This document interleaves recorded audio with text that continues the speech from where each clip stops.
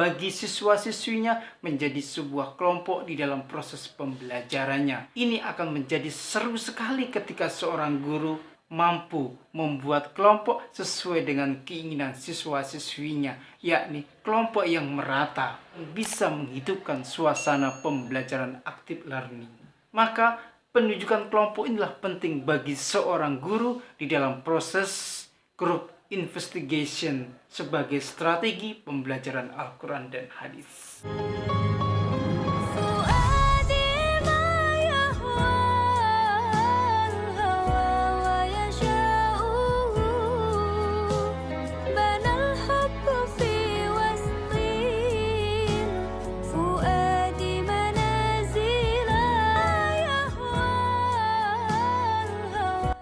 Assalamualaikum warahmatullahi wabarakatuh. Welcome back to channel DR Gusi MPD.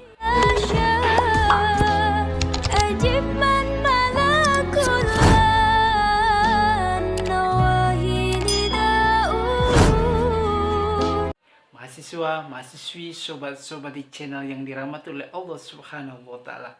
Di perkuliahan hari ini kita akan membahas tentang strategi pembelajaran group investigation di mata kuliah Al-Quran Hadis. Biasanya saya akan join kolaborasi dengan seorang mahasiswi yang cantik, yang pintar, yang solihah, dan berprestasi di dalam menyampaikan tugas kuliahnya.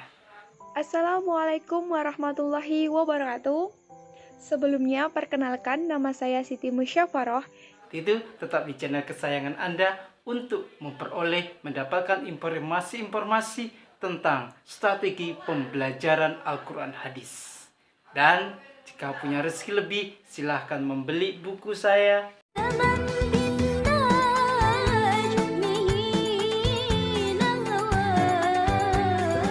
Harganya terjangkau sesuai dengan saku.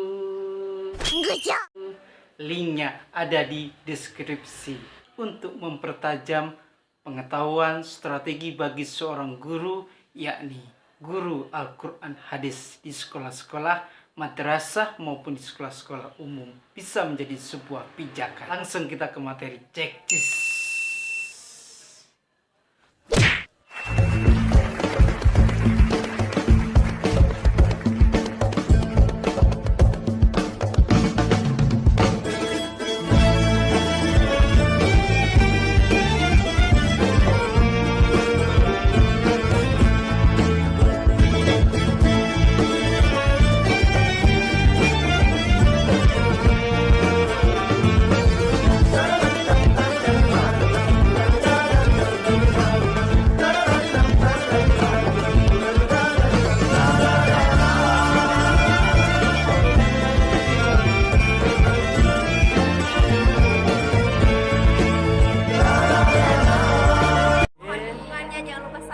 Like,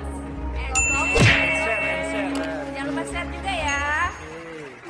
tekan tombol loncengnya. Menjadi seorang guru adalah sebuah pilihan profesi untuk mencerdaskan anak bangsa, membuat anak didik kita menjadi manusia-manusia yang berguna. Khususnya bagi guru Al-Quran Hadis, ini sangat penting bagaimana seorang guru bisa menyampaikan Al-Quran dan Hadis untuk penyebaran agama Islam kepada anak didik kita. Untuk itu, maka seorang guru harus mempunyai strategi-strategi yang jitu untuk membuat anak didik nyaman di dalam proses pembelajaran Al-Quran dan Hadis.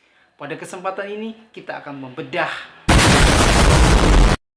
tentang strategi group investigation. Terdiri dari dua buah kata, group, yakni kelompok. Bagaimana seorang guru dapat membuat kelompok di kelasnya, membagi siswa-siswinya menjadi sebuah kelompok di dalam proses pembelajarannya. Ini akan menjadi seru sekali ketika seorang guru mampu membuat kelompok sesuai dengan keinginan siswa-siswinya, yakni kelompok yang merata, bisa menghidupkan suasana pembelajaran active learning. Maka penunjukan kelompok inilah penting bagi seorang guru di dalam proses group investigation sebagai strategi pembelajaran Al-Quran dan Hadis. Dan kata yang kedua adalah investigation, investigasi. Bagaimana siswa-siswi diajari untuk mencari sebuah fakta dan realita tentang mata pelajaran yang disuguhkan di pembelajaran investigation, yakni seorang guru mampu untuk memberikan pelajaran kepada siswa-siswinya bagaimana menjadi seorang investigator. Investigation, bagaimana seorang guru bisa memberikan ilmu tentang investigasi kepada siswa-siswinya. Seorang siswi diajari meneliti bagaimana mengambil data-data di lapangan sesuai dengan mata pembelajaran yang diajarkan pada saat itu. Sehingga seorang anak akan berpikir kritis untuk mendapatkan informasi-informasi yang sesuai dengan realita pembelajaran yang dapat dijadikan sebuah bahan di dalam diskusi di dalam kelompoknya. Ini sangat penting bagi seorang anak didik untuk pembelajaran aktif, sehingga siswa-siswi kita aktif untuk mencari data-data yang berhubungan dengan pembelajaran yang disuguhkan, materi pembelajaran yang disuguhkan oleh seorang guru untuk dicari data sedetail mungkin, sehingga data yang didapatkan betul-betul data yang valid yang dapat dipertanggungjawabkan di dalam diskusi di dalam kelompok tersebut. Ketika grup investigation ini berjalan sesuai dengan alurnya, maka kelebihannya adalah anak didik akan aktif di dalam proses pembelajarannya, sehingga seorang guru menjadi fasilitator yang baik membimbing anak didiknya di dalam pemahaman terhadap Al-Quranul Karim beserta hadis-hadis yang disuguhkan di mata pembelajaran pendidikan agama Islam. Itu kita dengarkan seorang mahasiswi untuk menyampaikan langkah-langkah untuk pembelajaran Al-Quran hadis dengan menggunakan strategi group investigation berikut ini. Bagaimana sih langkah-langkah pembelajarannya? Nah, langkah-langkah pembelajaran untuk melakukan metode group investigation ini yaitu yang pertama, tentunya di sini seorang pendidik atau guru akan melakukan pembagian kelompok kepada peserta didiknya. Nah, tentunya di sini kelompok yang dibuat itu adalah kelompok yang bersifat heterogen. Nah, yang kedua, langkah kedua ini, guru nanti atau pendidik akan memberikan sedikit penjelasan bagaimana sih tujuan pembelajaran ini, apa sih tujuan pembelajaran ini, dan pembelajaran ini diarahkan kemana. Agar apa? Supaya peserta didik tidak mengalami kesalahpahaman atau ketidakpahaman dalam melakukan tugasnya yang diberikan seorang pendidik atau guru. Nah, langkah yang ketiga ini, nanti seorang pendidik ini akan memanggil masing-masing dari ketua kelompok yang telah dibentuk maju ke depan untuk diberikan tugas, yaitu masing-masing akan diberikan satu materi atau satu topik untuk melakukan investigasi atau penelitian bersama kelompoknya.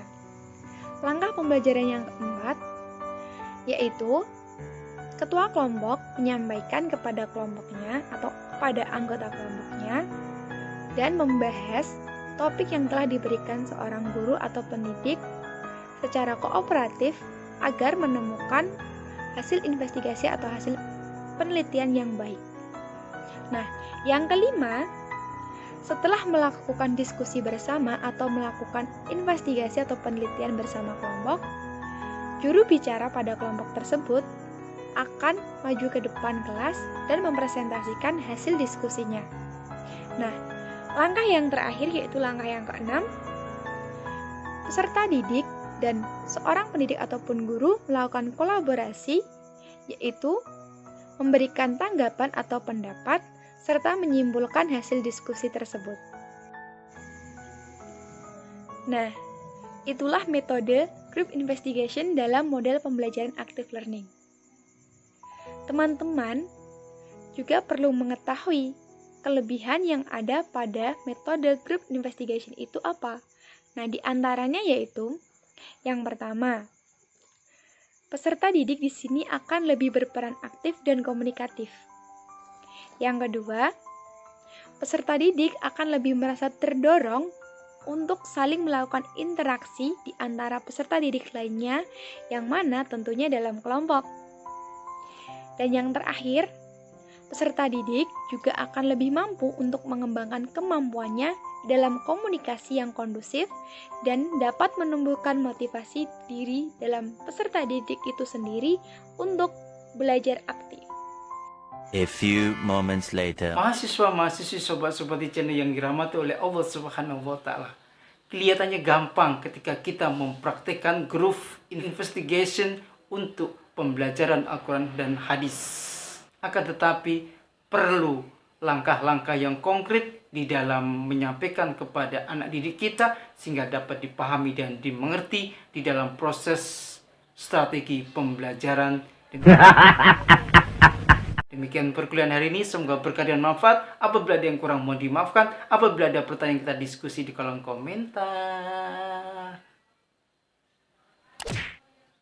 Billahi taufiq wal hidayah, waridho wal inayah, fastabil kharas, wa muwafiq ila aqwamit thoriq. Wassalamualaikum warahmatullahi wabarakatuh.